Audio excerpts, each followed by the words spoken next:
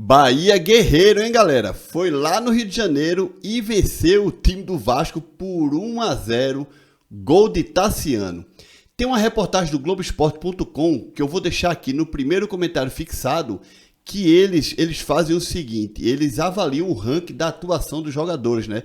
Via GE e via público, tá, galera? Então, só para começar aqui o vídeo rapidinho, o Marcos Felipe, o goleiro, partida sem sustos do goleiro do Bahia, quando exigido, deu conta do recado. A nota do GE e do público foi 6, tá, galera? Depois a gente tem aqui David Duarte, nota 6 do GE e do público também. Canu, nota 5 do GE e do público. Rezende, nota 5 do GE e do público. Vitor Jacaré, nota 6 do GE e do público. Azevedo, nota 5 do GE e do público. Tassiano, nota 7, melhor a partida, tá? Do GE e do público. Diego Rosa, nota 4,5 do GE e do público. Cauli, nota 6 do GE e do público. Iago Felipe, nota 5, também GE e público. Matheus Bahia, nota 5, GE e público. Johanna Chaves, nota 4,5, tá? GE e público. Ademir, nota 5, GE e público. Everaldo, cara, nota 4, GE e público. Arthur Salles, meu amigo Arthur Salles perdeu um gol já no final do jogo. Nota 4 também, GE e público. E Renato Paiva, o treinador, nota 6, sendo avaliado pelo GE e pelo público, tá? Eu vou deixar essa reportagem aqui no primeiro comentário fixado. Você pode ir lá e votar também se você quiser.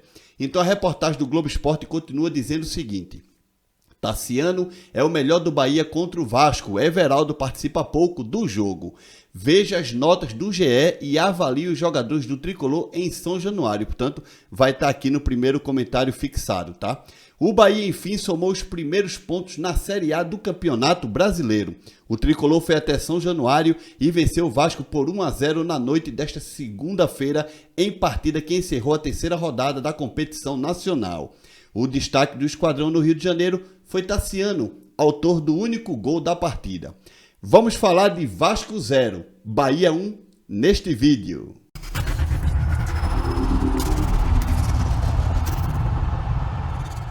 E aí, pessoal, tudo bem? Eu espero que todos estejam passando um grande dia.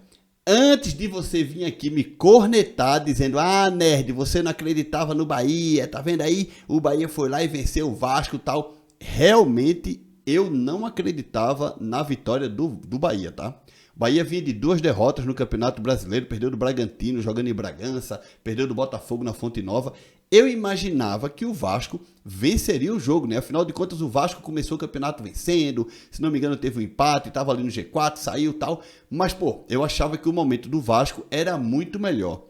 Eis de que eu estava enganado, porque assim, o Vasco teve mais volume de jogo, claro, jogando com a torcida a seu favor, São Januário um caldeirãozinho e tal, mas o Bahia foi melhor em campo, né? Quem teve as melhores oportunidades foi o Bahia, e se não fosse o goleiro do Vasco, o Vasco tinha perdido por uns 2 ou 3-0 dentro de São Januário, galera. A situação do Vasco realmente hoje não foi fácil, mas dá uma olhada neste vídeo aqui da Jovem Pan, tá? Na qual um dos influenciadores do Bahia, o Marinho Puco, né, o Marinho Júnior, o Puco, ele deu uma declaração na Jovem Pan. Dá uma olhadinha. Livião, posso te passar até uma pré-escalação desse time de hoje, né? Porque ele deve manter ali a base do que ganhou do Volta Redonda. A mudança deve acontecer no meio-campo. Apenas a volta do Tassiano, que não pode mais jogar a Copa do Brasil. E aí ficou fora do jogo contra o Volta Redonda. Então, não tem muito segredo. Canu, David Duarte e Gabriel Xavier. O Vitor Hugo, que grande passagem no Palmeiras, foi a penúltima contratação do Bahia. A última foi o Mingote, que não estreou ainda. O Vitor Hugo está entre os relacionados, mas a princípio não deve ser titular hoje à noite. E uma expectativa de que o Bahia possa surpreender. O torcedor do Bahia hoje, ele não tem confiança de bater no peito e dizer: ó, o Bahia vai chegar no São Januário e vai ganhar do Vasco. Na Série B do ano passado, o Bahia tinha essa confiança e chegou lá, foi surpreendido com um golaço do Figueiredo numa cobrança de falta e perdeu o jogo por 1-0. Hoje, o torcedor do Bahia, ele não tem a confiança do ano passado, da Série B, de que possa ganhar o Vasco. Se chegar e ganhar, vai ser uma grata surpresa. Eu falei do sistema defensivo, David Duarte, Canu e Gabriel Xavier. O Matheus Bahia deve ser mantido na ala esquerda. O Jacaré, que é atacante, Vitor Jacaré, vem jogando de ala à direita. Aí é Nico Acevedo, Tassiano e Cauli no meio campo, e à frente Biel e Everaldo. Esse é o provável time do Bahia para enfrentar o Vasco. Tá vendo aí, pessoal? Não era só eu que não acreditava no Bahia, né? Os próprios baianos não estavam com aquela confiança toda de que o Bahia poderia vencer o Vasco, tá? Lá em São Januário. Portanto, eu acho que o meu comentário não teve nada de clubismo, não foi nada de secando o Bahia nem nada. Foi o que eu achei e que muitos baianos também concordavam comigo, tá? Enfim, vamos dar uma olhada agora na tabela de classificação do Campeonato Brasileiro. Botafogo em primeiro com 9 pontos, Fortaleza em segundo com 7, Palmeiras em terceiro com 7 e Internacional em quarto com 7. Este é o G4 do Campeonato Brasileiro neste momento, na terceira rodada, tá? Depois, com vagas na pré-Libertadores, teremos Fluminense em quinto, Cruzeiro em sexto. E aí, em zona de Sul-Americana, temos Grêmio em sétimo, São Paulo em oitavo, Vasco em nono, Atlético Mineiro em décimo. Na segunda parte da tabela, também com vagas na Sul-Americana, temos Santos com 11º e Bragantino em 12º. E aí, galera, vem aquele pessoal que está na zona da maresia, né? Não vai para lugar nenhum e também não é rebaixado. Flamengo em 13º, Atlético Paranaense em 14º, Bahia em 15º e Goiás em 16º. Uma surpresa negativa essa campanha do Flamengo e do Atlético Paranaense, tá? Realmente, pelo menos eu penso assim.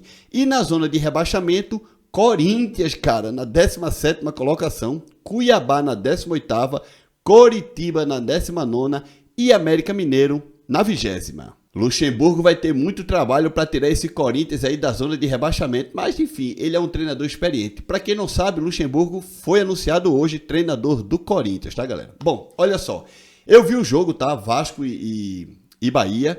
Gostei muito da atitude do Bahia. O Bahia realmente foi para vencer o jogo e eu achei o Vasco um time muito mole, achei o Vasco mal treinado, achei o Vasco sem disposição, pelo menos essa foi minha opinião.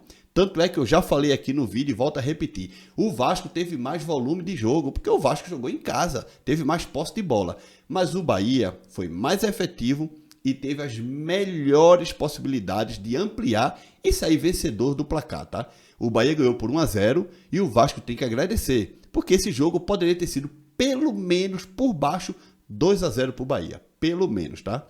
O que acontece é que o Bahia tem um elenco já há 5 meses e quem está resolvendo o jogo é quem chegou agora, Tassiano. Essa aqui é a verdade. Tudo bem que a gente tem um jacaré voluntarioso correndo pra caramba, a gente tem um goleiro ali, esqueci o nome dele agora, como é? Deixa eu ver aqui. O nome do goleiro o Marcos Felipe. A gente tem o Marcos Felipe também jogando bem, né? Eu acho que o Marcos Felipe foi uma boa contratação pro Bahia, tá? Mas a gente tem jogadores que nitidamente não estão dando certo, não querem dar certo, por mais oportunidades que tenham, cara. O Johanna Chaves custou 18 milhões de reais e não joga absolutamente nada. Everaldo, o principal atacante do Bahia, digamos assim, não joga nada, velho, nada. Então realmente o Bahia tem peças que não ajudam. O Arthur Salles entra e perde um gol que, cara, eu acho que eu não perderia aquele gol. O comentarista, o PC, né, até falou na Sport TV dizendo que ele não estava atento ao jogo, que parece que o lance pegou ele de surpresa, porque ele era pra bola, a bola foi cruzada, era para ele chapar com a perna que tinha, cara, direita, esquerda, o que for. Ele meio que se atrapalhou e o goleiro do Vasco, grande atuação do goleiro do Vasco, pra mim o melhor em campo, tá? O goleiro do Vasco, sinceramente.